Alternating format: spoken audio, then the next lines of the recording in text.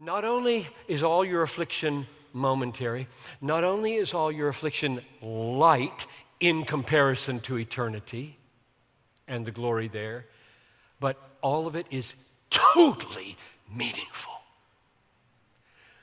Now that is a very controversial statement because of how much insane suffering there is in the world. Every time something horrific happens, an interviewer will say, meaningless. And that is what it looks like. That's what it looks like. See, look at it. This is meaningless. These 23 kids in India, what did they do? They ate lunch, and they're dead. Or Moore, Oklahoma, or Boston. It's everywhere. Now we've got the internet. We've got no excuse for not crying every day. Weep with those who weep, right? If you don't have a theology that can cope with the internet horrors, you just better check out or get one. This text says, our light, momentary affliction is preparing for us an eternal weight. It doesn't say will be followed by an eternal weight of glory. That would be good enough. That would be good enough. That's not what it says. Kat ergodzomai. Forgive the Greek. I just love it. Got to dump it out every now and then. You don't need to know that. The word means produce, prepare, cause to bring about. I'll venture this.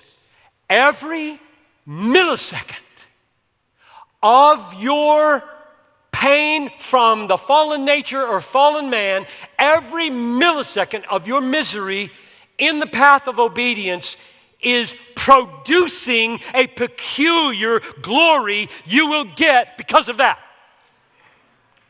That's a very controversial statement, and I believe it.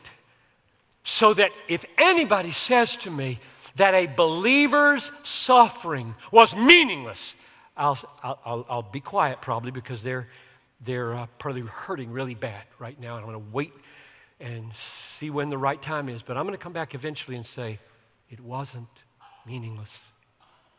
I don't care if it was cancer or criticism. I don't care if it was slander or sickness. It wasn't meaningless, because verse 17 says, my light, momentary, lifelong, total affliction is doing something. It's doing something. It's not meaningless. Of course you can't see what it's doing. This is the main unseen thing verse 18 is talking about, I think. What's the unseen you're supposed to look at?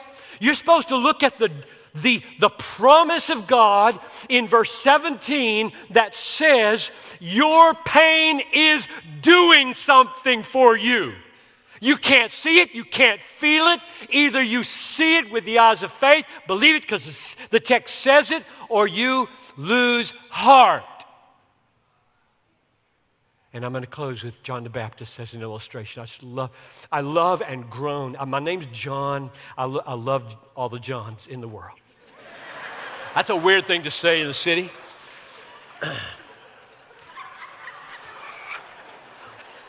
If I were good enough, I would. But I love John the Baptist, and I love his story, and I weep over the way it ended. So let me just take 3 minutes and tell you the way it ended, and we'll stop. He's in prison, and you know why he's in prison. Jesus said, there is no man born of woman greater than John the Baptist. Jesus said that. He's in prison. You know why he's in prison? Because he looked the king right in the face and said, you can't have her. She is Philip's wife. You're an adulterer. Well, that's a very dangerous thing to say to a king who has absolute authority over anybody to do anything he wants. So he puts him in jail. He's scared of him, so he hasn't killed him. But there he sits. And now it's Herod's birthday. And he gives a party for himself. Throws in a little bonus, a little sexual bonus for his guests.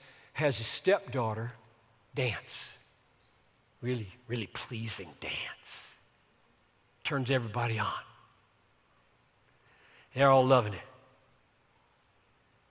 And when she's done, he knows she's pleased the guests, so to reward her, he says, I'll give you whatever you want, up to half my kingdom.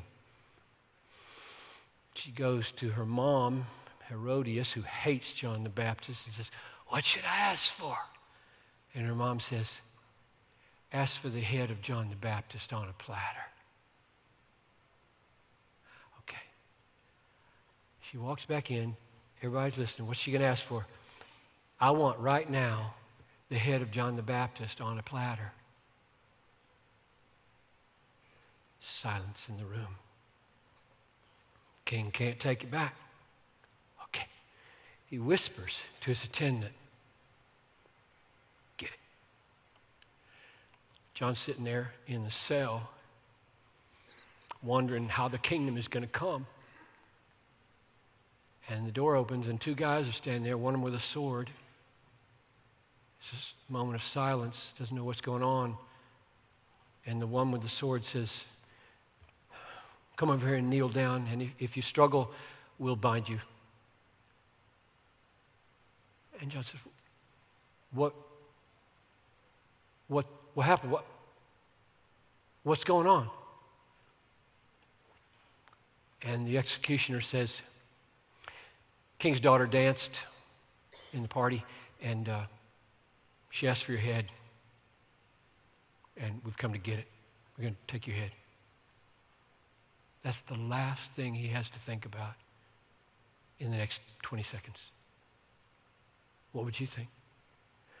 Everything in me says, God, what can be more meaningless than a party where a girl dances, asks for the greatest man on the planet's head, and within 2 verses of the Bible, he's dead?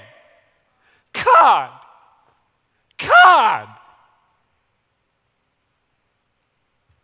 Meaningless. Absolutely meaningless way to die. Nothing glorious about it. It stinks to high heaven. I'll tell you, I hope God in His mercy put into John's head in those 20 seconds this light momentary affliction is working for you an eternal weight of glory. And so I believe the main because for not losing heart in this text is that none of your suffering is meaningless. It'll feel that way. That's why verse 18 says, don't look at what's seen. I mean, you just stand there watching that happen. You just stand there watching that happen. You're going to kill him. He didn't do anything. She just danced. Don't do that. It's meaningless. This is totally crazy. This is an absurd novel. This doesn't happen. That's the way you talk, right? What your eyes are telling you is meaningless. Don't look to what is seen. When your mom dies, when your kid dies, when you got cancer at 40, when a car careens into the sidewalk and takes her out, don't say, this is meaningless. It's not. It's working for you an eternal weight of glory. Therefore,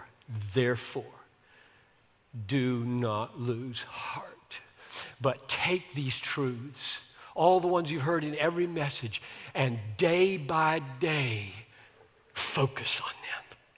Preach them to yourself every morning. Get alone with God and preach His word into your mind until your heart sings with confidence that you are new and cared for.